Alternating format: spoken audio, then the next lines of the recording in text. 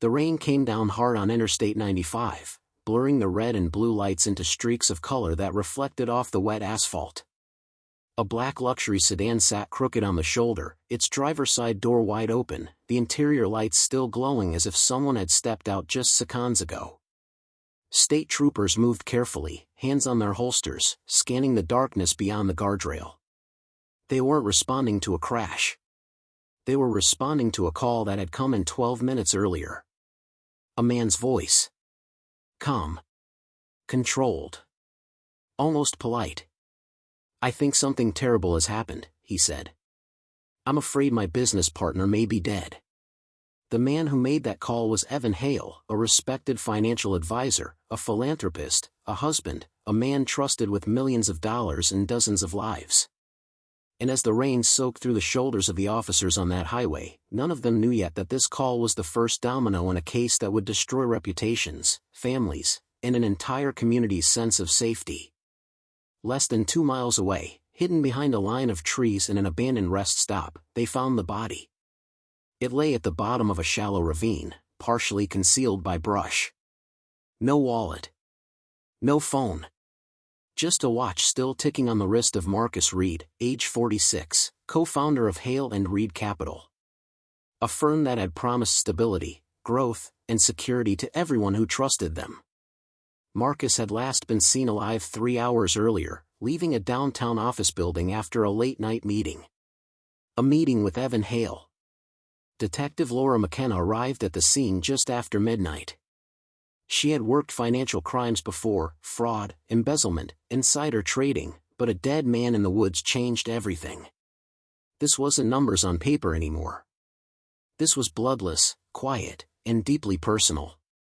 Marcus Reed didn't look like a man who expected to die that night. His coat was buttoned. His shoes were clean. No signs of a struggle nearby.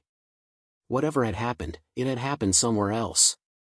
McKenna stood at the edge of the ravine, rain dripping from the brim of her hat, and asked the question that would echo through the entire investigation. Why here? The next morning, the news broke. Prominent investment executive found dead. Beloved financial leader dies under mysterious circumstances. Questions surround Hale and Reed Capital. Clients panicked. Phones rang non-stop at the firm's headquarters. Retirement accounts, college funds, life savings, suddenly, everyone wanted answers. Evan Hale stepped in front of cameras before noon.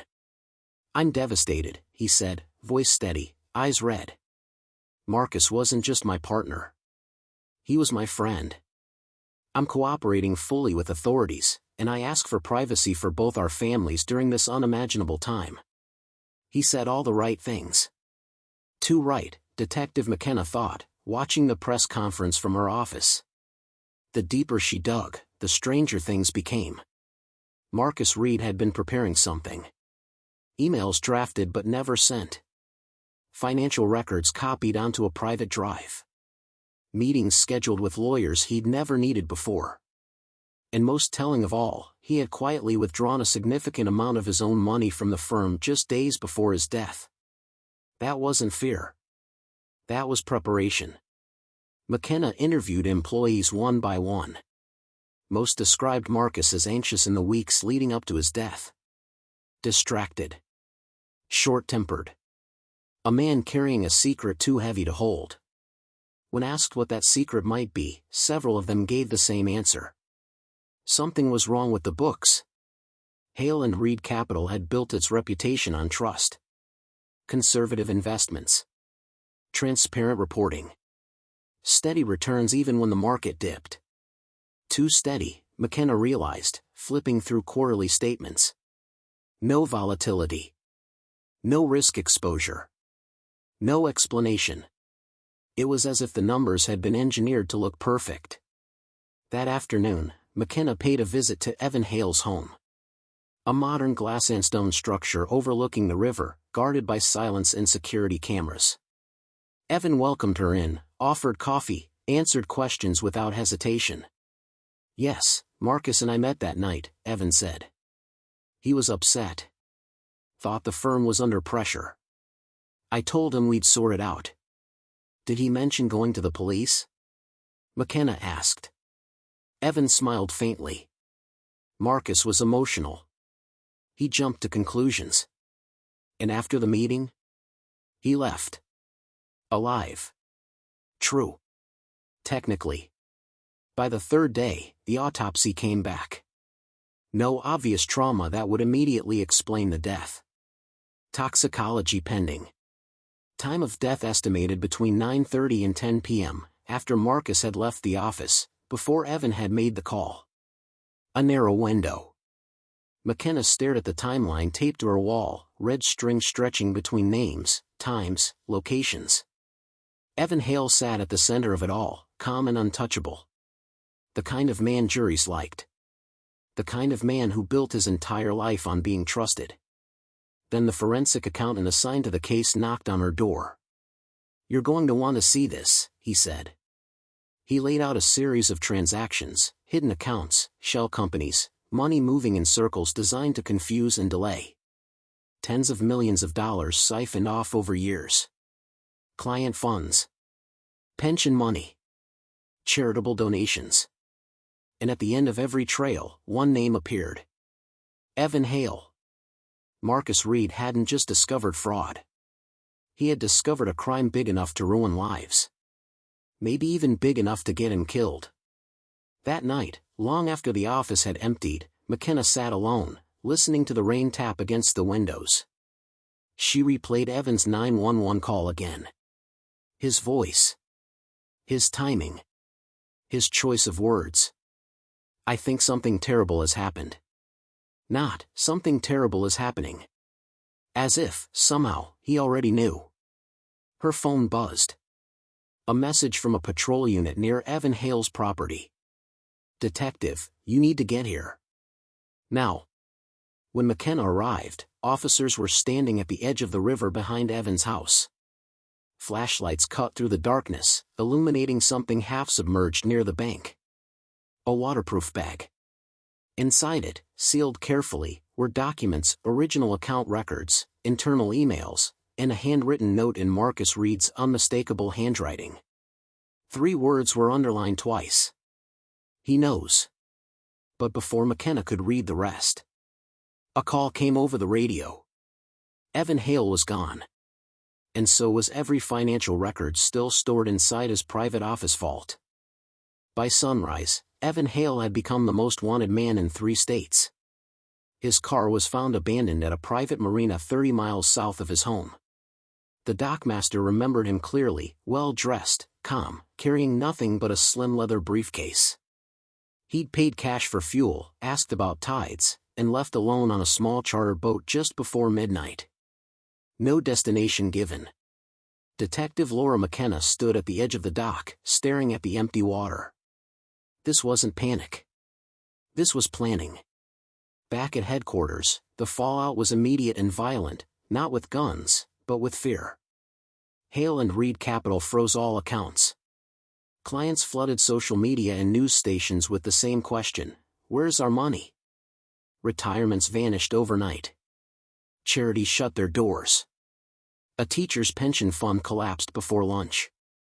Trust, once broken, didn't crack. It shattered. And Evan Hale had been the foundation. The handwritten note found in the river bag became the heart of the investigation. Marcus Reed had been documenting Evan's fraud for months. He suspected a long-running scheme, money shifted through shell corporations in Luxembourg and the Cayman Islands, disguised as risk buffers and international hedges. But Marcus had uncovered something worse.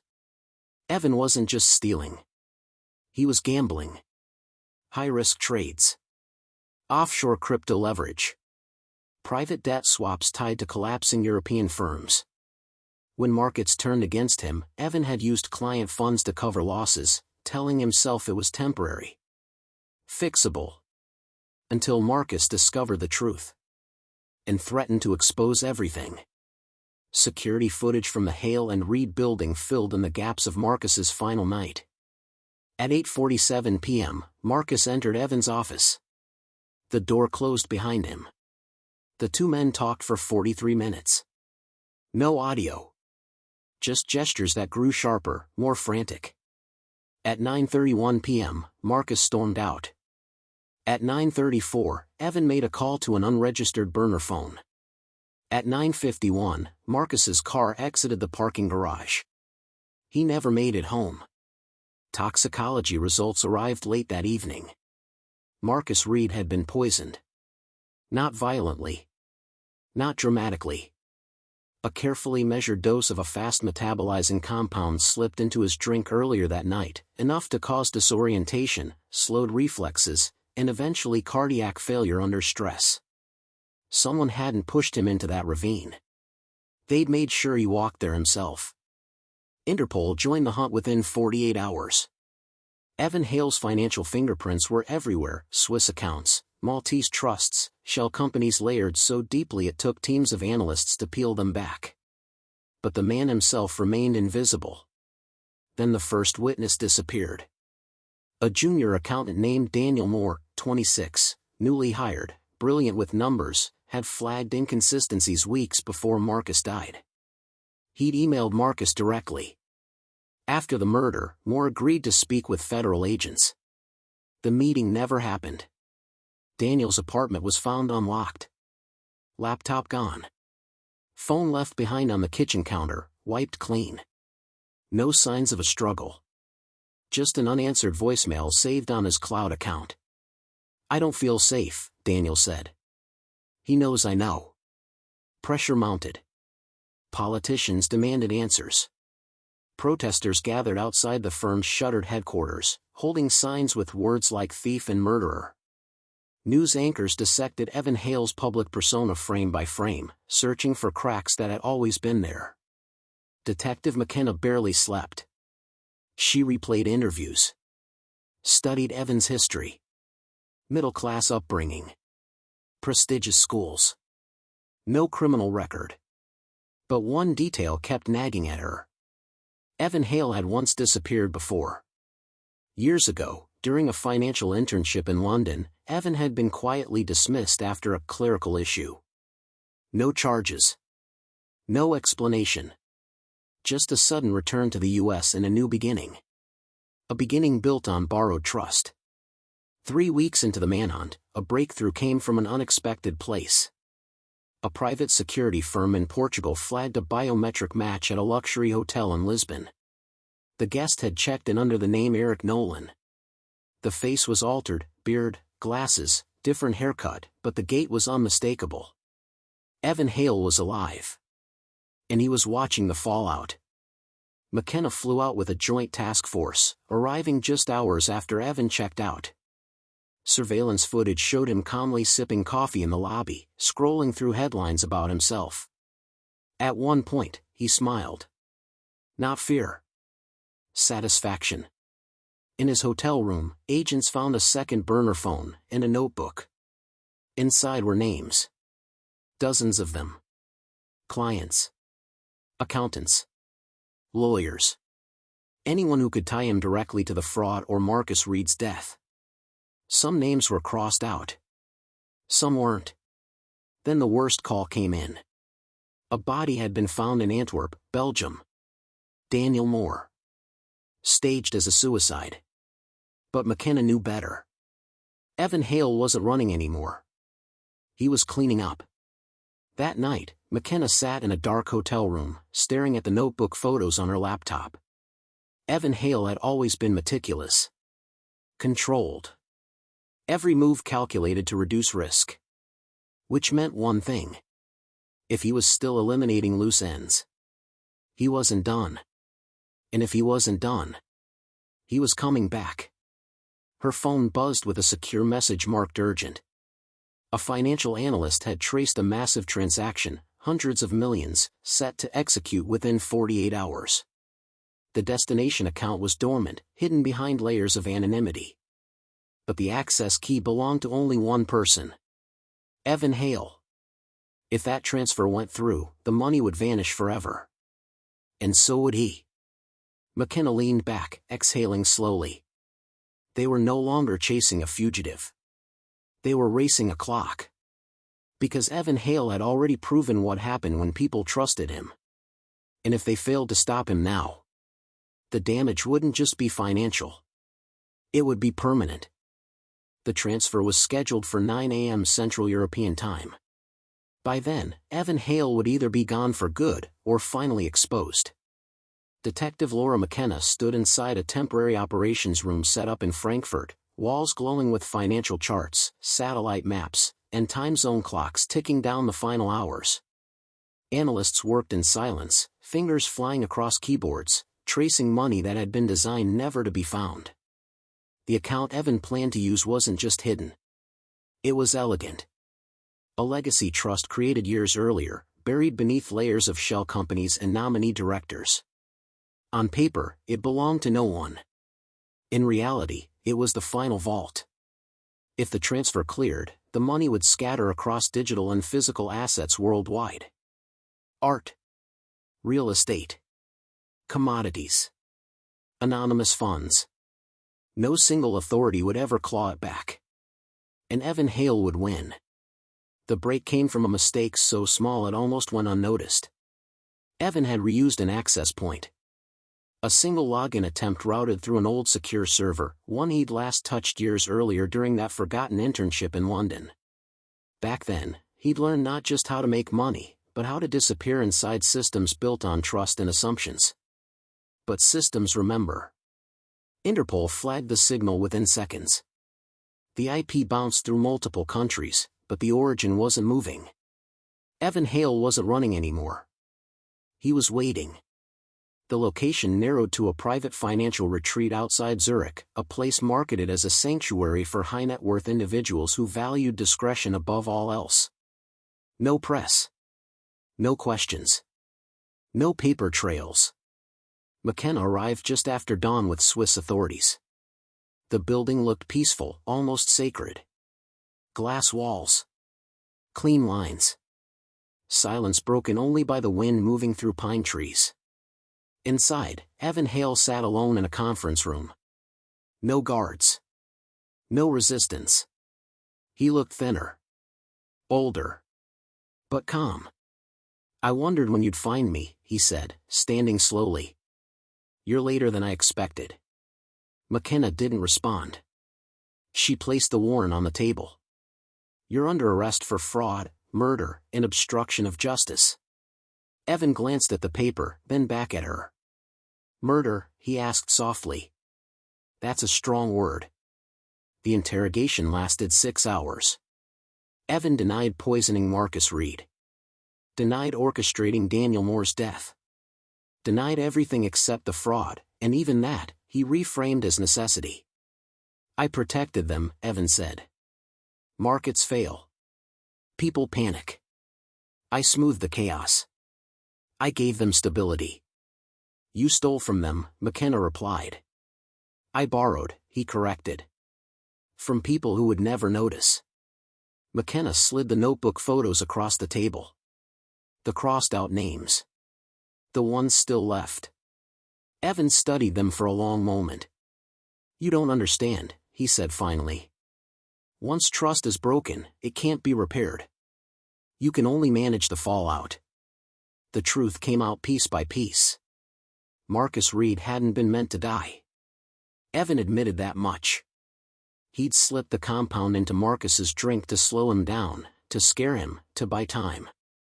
The ravine had been an accident, one Evan had chosen not to prevent. Daniel Moore, however, had been deliberate. "He wouldn't stop," Evan said, voice flat. "And loose ends destroy everything." McKenna felt the weight of the room shift. This wasn't desperation. It was belief. Evan Hale genuinely thought he was justified. The transfer clock hit 8:58 a.m. Analysts outside held their breath. Then, nothing. The transaction failed. Frozen mid-execution by a court order filed seconds earlier. For the first time, Evan Hale closed his eyes. The trial was swift and brutal. Evidence flooded the courtroom. Financial records. Surveillance footage. Testimony from ruined clients and grieving families. Evan's carefully constructed image collapsed under the weight of numbers and names. He was convicted on all counts. Life imprisonment. No parole. As he was led away, cameras flashing, someone shouted from the gallery, "Was it worth it?" Evan paused. He turned just enough to be heard.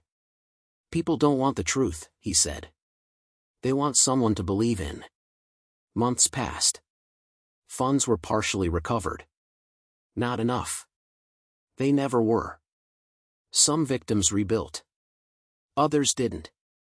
Marcus Reed's family received closure, but no peace. Daniel Moore's parents refused interviews, choosing silence over sound bites. Detective McKenna returned to her normal cases, but this one lingered. Late one evening, she received a secure envelope with no return address. Inside was a single document. A trust agreement. Dormant. Unclaimed. Holding several $1,000,000. The signature at the bottom stopped her cold. Marcus Reed. Dated 3 days before his death. The trust listed one beneficiary. Not his family. Not the firm. But an unnamed investigative fund, designed to expose financial crimes tied to trusted institutions. Marcus had known. He prepared for failure. And Evan Hale had never found it. The fund went public a year later. Dozens of cases followed. Banks fined. Advisors arrested. Systems questioned. Trust, once assumed, became something people demanded proof of. Evan Hale watched it all from a prison cell, his legacy unraveling in ways even he hadn't calculated. He had believed control was permanent. He had been wrong. And yet, 3 months after the trial, a financial journalist noticed something strange. A familiar pattern. A new firm. Perfect returns. Flawless reports. Different name. Same structure. The article ended with a single line. Trust is easy to give. And impossible to take back. If this story stayed with you, if it made you question who you believe and why, make sure you're here for the next one. Because this wasn't the last time someone trusted the wrong person. And it won't be the last price paid for it.